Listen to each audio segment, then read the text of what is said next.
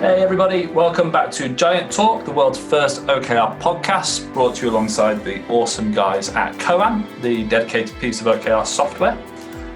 Delighted to bring you what is the first in a mini-series of episodes all about culture and the importance of culture to OKRs, and how you can start to measure and work with culture in your organization to really drive a higher impact from OKRs. So I've got two fantastic guests joining me for the mini-series. Roger Longdon, founder of TBG Giants, who I'm sure you're all familiar with by now. But Roger, if you give us a quick intro. Yeah, sure, no problem. Hi, Lawrence. Great to be back. Yes, for those that are only just joining us, listening to Giant Talk for the first time, I'm the founder of TBG Giants and have been working in the field of OKRs for over 6 years now.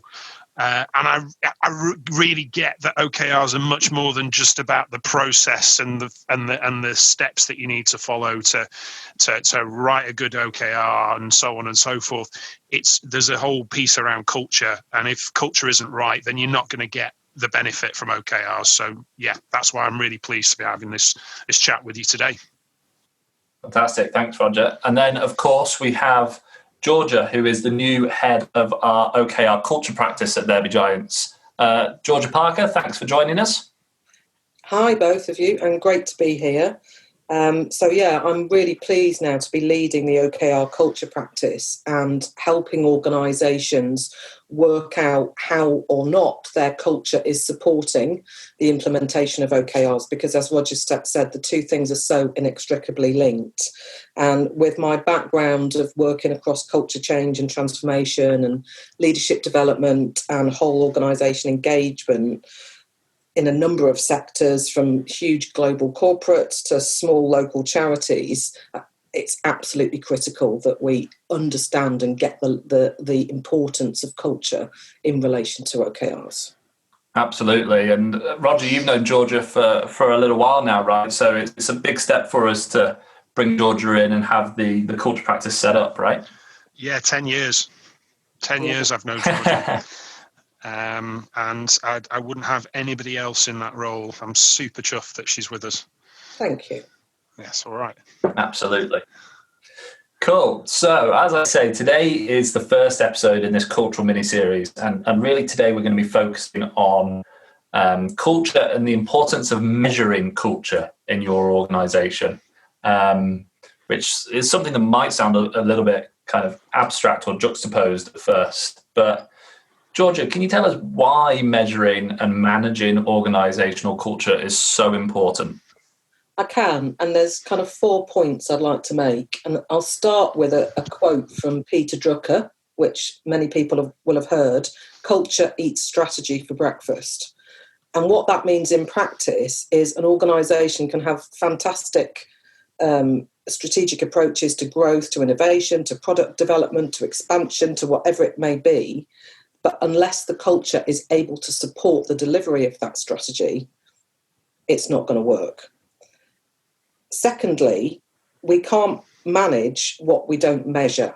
And culture is one of those things that appears to be unmeasurable because it's about how people feel, the experience they have in the organisation. Behaviours of leaders in particular really impact on that. But we have access to some great tools that allow culture to be measured and turn something that's very sort of subjective and hard to quantify into data and information that's really designed to open up different kinds of conversations and start to explore culture from a more objective perspective. I also think there are two kind of imperatives that make measuring and managing organisational culture so important. One of those is that there's just a weight of research that shows the business imperative for having a healthy culture, whatever that may look like in an organisation, because of the impact that has on the bottom line. So there's a business imperative for working on and with culture in organisations. And I also think there's a moral and ethical imperative from the perspective of being a good employer or being a good partner in other arrangements or having an impact in the sector or the community that you're serving as an organisation. So I think those 4 kind of headline reasons are why measuring and managing culture is absolutely critical. Could I just add a point in there, and that is, the title of the most prolific OKR book that there has been yet to date is Measure What Matters. Mm. That's the title that John Doerr chose. So if culture, as Georgia correctly says, can derail your strategy if you're not careful. So why would you not measure it? That's my question. Yeah. Absolutely. So that's again, it's really interesting from a theoretical perspective, but in practice, what does that start to look like? And if you have any examples that you can throw in, Georgia, that'd be great.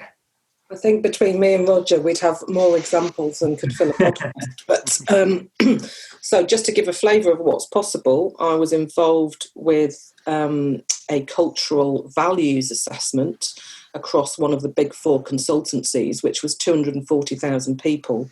And that was set up in 98 different languages.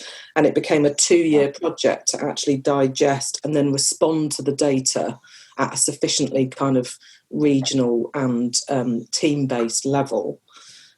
And then more typically, a medium-sized business might begin some work with culture with their senior leadership team, helping people align around what was important, perhaps carry out a cultural values assessment and invite every member of staff to participate, and then work with that data to understand what cultural interventions are needed in order to create the cultural climate that will enable the organisation to succeed.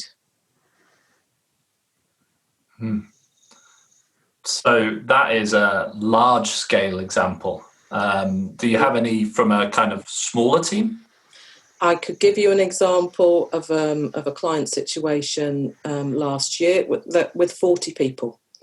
Perfect. And each person was involved and engaged in a program, if you like, of workshops and some coaching actually for the senior leaders in that organisation as well, so that collectively, because it was a small enough organisation to do this with, everyone was involved in discussions and dialogue about the culture that they were experiencing, the current culture, and what they believed was needed to be successful from a values and behaviours perspective. So we always come at it from the values and behaviours perspective as well. And there are common themes that run across organisations around openness and transparency and agility very often that are absolutely in alignment with what OKRs require culturally to be successful.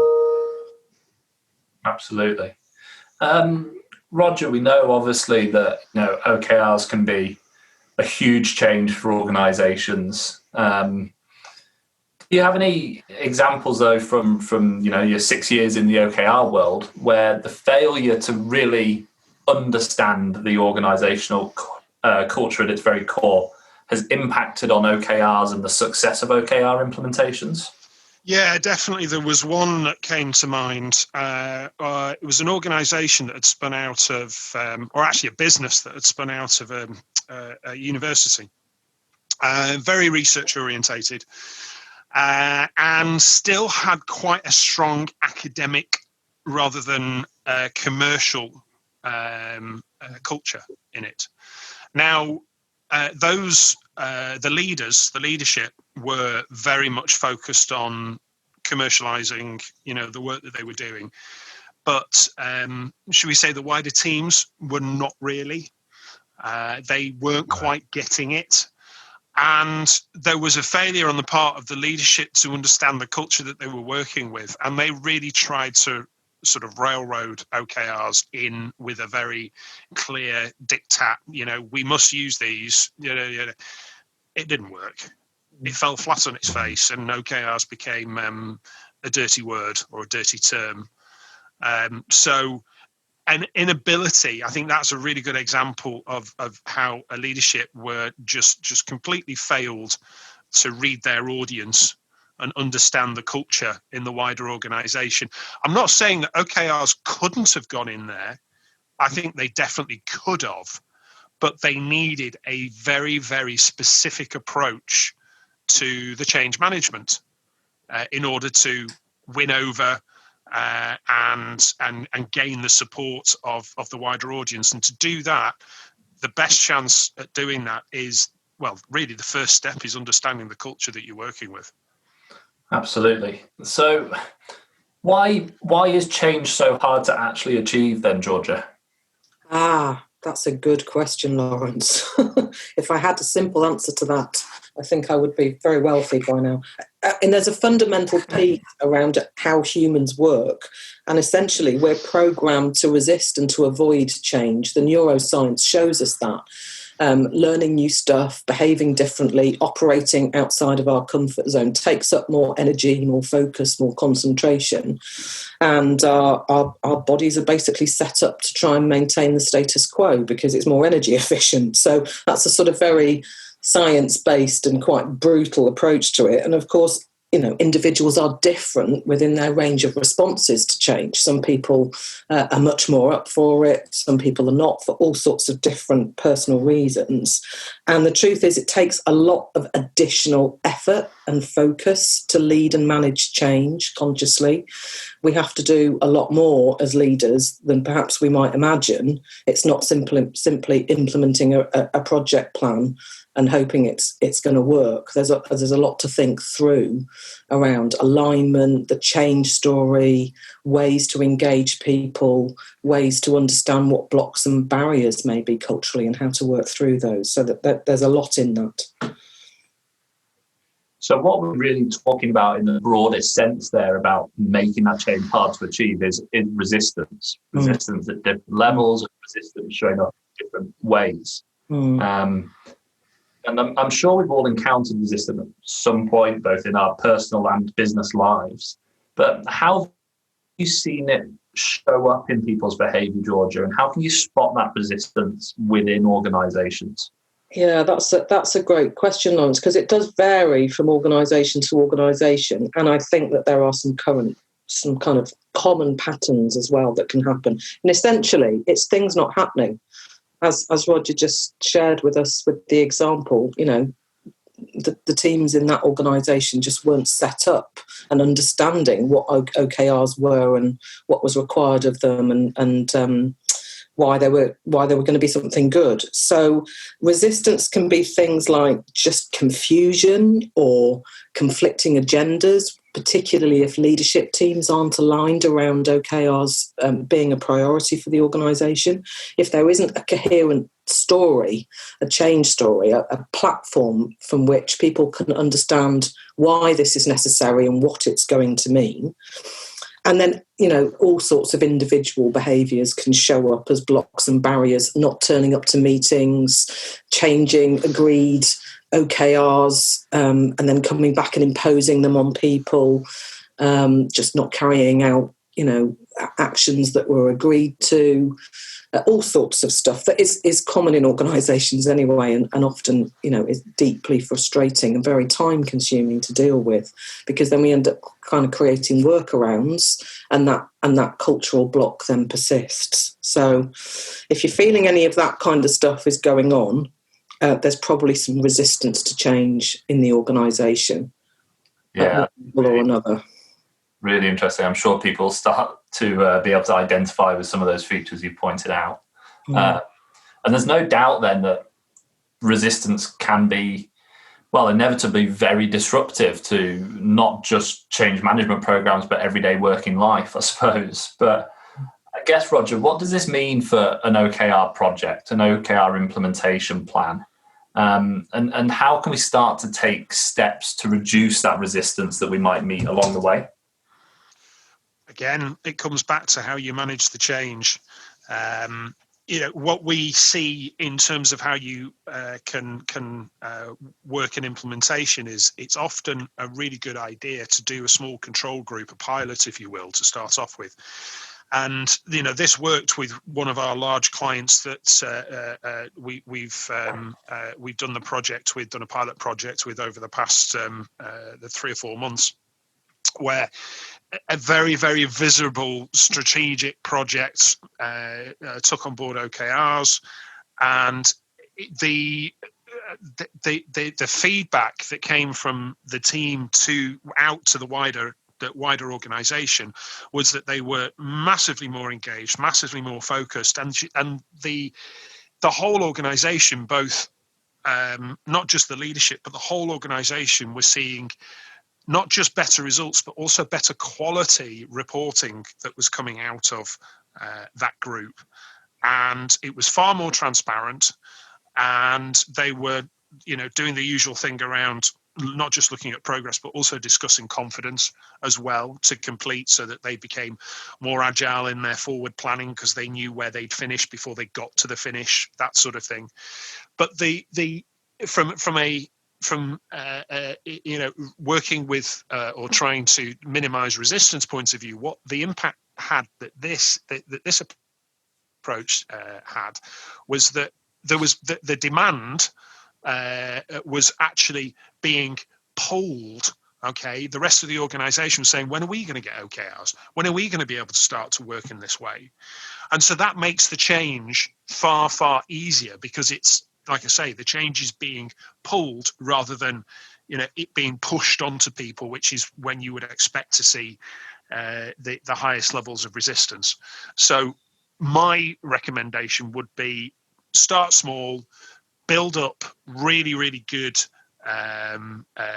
evidence, really good demonstrations of how it's working and the impact it's having, and then that will then generate demand across the rest of the organization, and that will pull the change rather than it being pushed on them.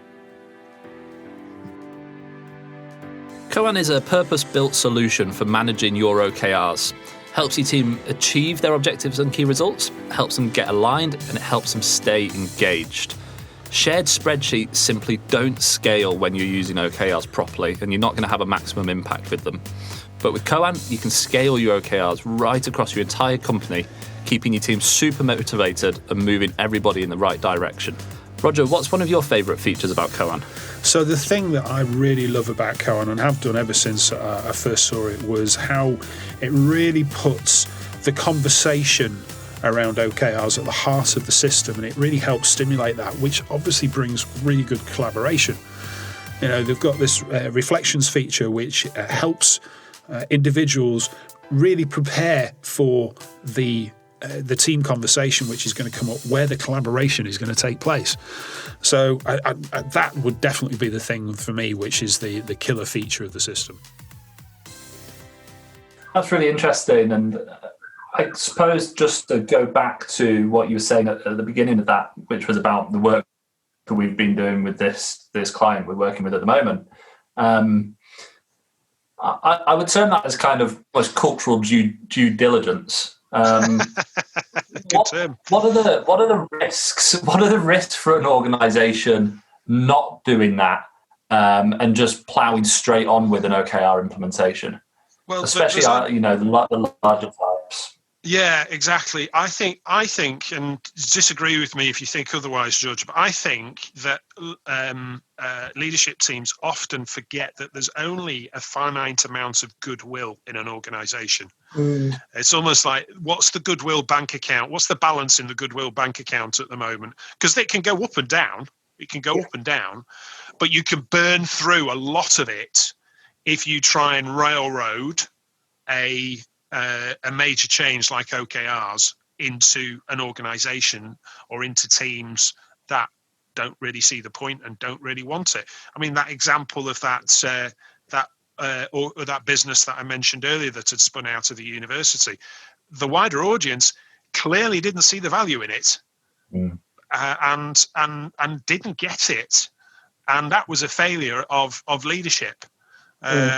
Incidentally, we didn't do an implementation there. We only did 1 day's consultancy, and they because that's all they wanted. So it was that's my thoughts on that. Yeah, I wholeheartedly agree, Roger, and I would use the term discretionary effort. And what happens is when people feel all the things that they may feel in relation to, not understanding or not wanting to do this or not having the time, actually we will withdraw our discretionary effort. And in practice, what that means is the current status quo of operational norms and priorities will prevail, because change requires additional effort and additional input, particularly in a transition period of, getting OKRs set up, and however the organisation is going to design that for itself, and whatever resource it's going to, train up and allocate to work on that. Those people are having to put in discretionary effort. And many people will do that incredibly willingly, with high energy and high commitment, when they understand why, what's expected of them, and what the purpose of doing this is. Without that, that's a high risk that it just won't stick. So here's a question to both of you then, and I'll throw it to you first, please, Georgia. And 2020 has been this year of change monumentally around the globe, from everything from how we live our day-to-day lives to being able to go to the supermarket, being able to go to the pub, and of course how we work and our ways of working. Which means, when we've done webinars and things, there have been a lot of questions about, is culture now more important than ever? But to bring that back into what we're talking about here and talking about measuring culture, would you say that really now is the time to measure the culture within your organisation, and it probably is more important than it's ever been, or not? Yeah, I would. And I've been saying that since the beginning of lockdown. I think the danger is that once an organisation or a team and individuals have become used to a different way of working, so for example, working from home, or actually some people have been beginning to transition back into the office or the workplace and may now be getting sent home again. I think relying on the prevailing culture pre-pandemic to still be in place is foolish, because individuals have been through so much change on a personal basis, and particularly where people are used to, in the main, coming into a building, seeing each other, working together. A lot of that has changed, which means people are continually in their family culture, whatever their living arrangements may be, their circumstances may be, and there isn't such a clear differentiation for quite a lot of people anymore, and our working routines and patterns have changed as well. So, someone who used to have a 45-minute commute in the morning, and that was kind of their bit of space and time for them, or on the way home, doesn't have that anymore. So that increases, just different factors that impact on people, whether they find their new working arrangement better or worse, or it's still changing. It takes a lot from people, and there's more of it to come. So I actually think really keeping a check on culture and being as inclusive and as involving of people as possible in talking about that is really critical during this period, and truthfully, in my personal opinion, for quite a long time to come as well. Yeah. I completely agree with all that, Georgia, and I'd add to it is, certainly during lockdown, and maybe as now it's, we're kind of urging, sort of heading back towards not necessarily full lockdown, but certainly similar messages as were around at that time. People start to become really focused on what they need to do to keep themselves and those that they care for safe. And that, we talk about values being pretty much fixed unless there's a major significant shift or change or disruption. I'd argue that COVID has been such a disruption, certainly in the short term. And for what this means for organizations, and let's just bring this back to OKRs. If you want OKRs to really fly, you need to get a degree of stretch into them, into pretty much most of them. Yeah, certainly aspirational ones, committed ones, not so much, but certainly aspirational ones. Now, the thing is, if you've got a workforce or a team with members in it who are really preoccupied with their own safety and making sure that their families are safe and those that they care for are safe, then it's going to be really, really difficult to get them to raise their thinking into something akin to what do we need to do to push this even further. Yeah. And so the challenge for leadership in that situation is to make sure that they are managing their expectations appropriately and calibrating, you might say, any OKRs as necessary.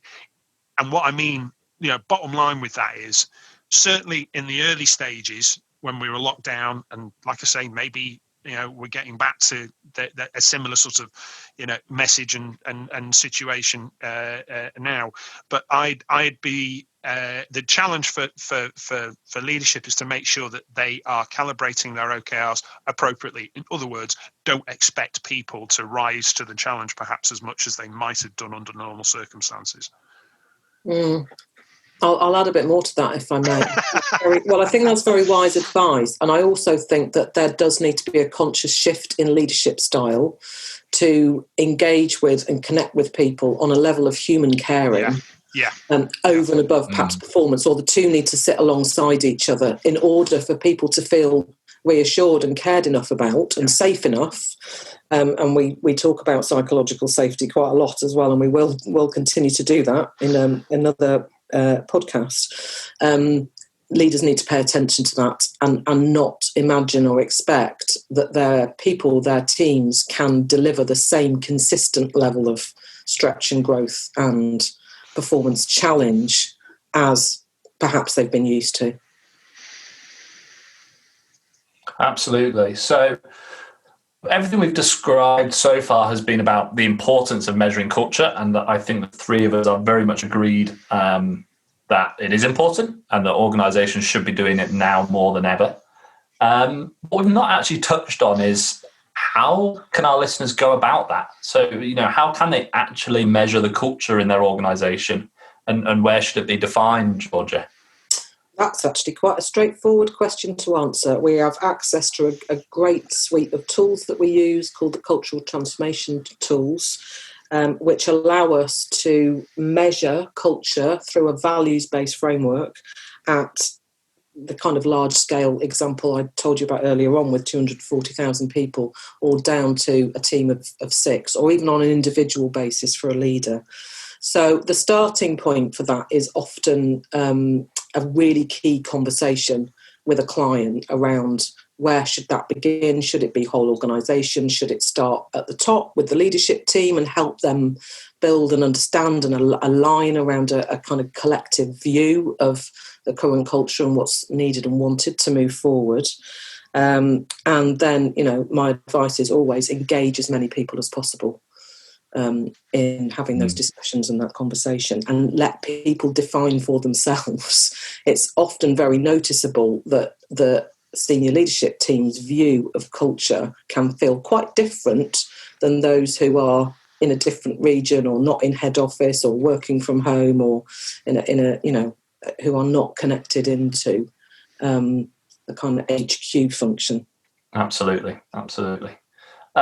Okay, so just to bring it back around to OKRs then, Roger, we know that OKRs are all about focusing on growth goals, and as you just mentioned, there might be a case of limiting the stretch at the moment given the current climate. But would you actually advise bringing in the measurement and management of change and culture into an organisation's OKRs? Can they feature there? I believe they can. I believe it can. From what George has just said about the tools that we can use, which can generate very, very clear data on the presence of the values in the organisation. Some of those values may be desired ones. Some of them may be not quite so desired. So it's not. If you want to see change in culture and therefore change in values, this is not something that I would expect to see happen massively quarter on quarter.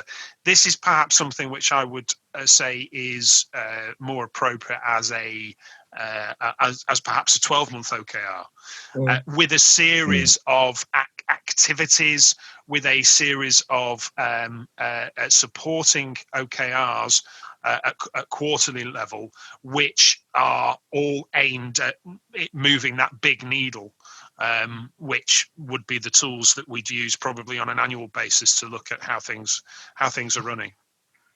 And many organisations have done that prior to, or not involving OKRs. So there's lots of track record and experience around potentially bringing those two things together. And I think that would be so powerful for any business to do.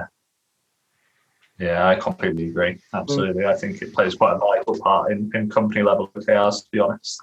Yeah, absolutely.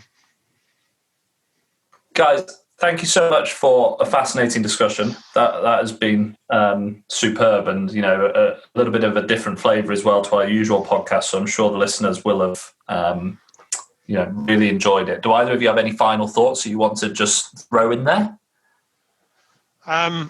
What I would say is, culture's always been absolutely paramount for leaders to manage. But so many of them have struggled with it because it's so nebulous. Everybody feels it, but it's really difficult to kind of get a grip of it and actually manage it. We're now at that point where that can be done. And as Georgia said earlier, you can what you can measure, you can manage. To come back to John, the point that I made earlier, to come back to the title of John's book, measure what matters, and culture should matter more than anything, because if your culture's not right, you're definitely not going to be as profitable as you could be. It's quite simple. Yeah. My last thoughts would be, just come and talk to us. If you're unsure about whether or not the culture's in the right place, or you just want to understand and get a kind of a thinking partner even around where things are at, just come and talk to us. Yeah, we're a friendly bunch. We are. We are. Right. Fantastic. Thank you, guys. Make sure you join us for the second episode, everybody, of this mini-series where we're going to be talking about psychological safety. So digging into culture a little bit further and focusing in on psychological safety and why it's so important when it comes to OKRs. Promise you that it's going to be well worth tuning into. So thank you again to Roger and Georgia for joining us on the podcast. This was Giant Talk, the world's first OKR podcast, brought to you alongside the awesome guys at Coan. Until next time, speak to you soon and stay safe.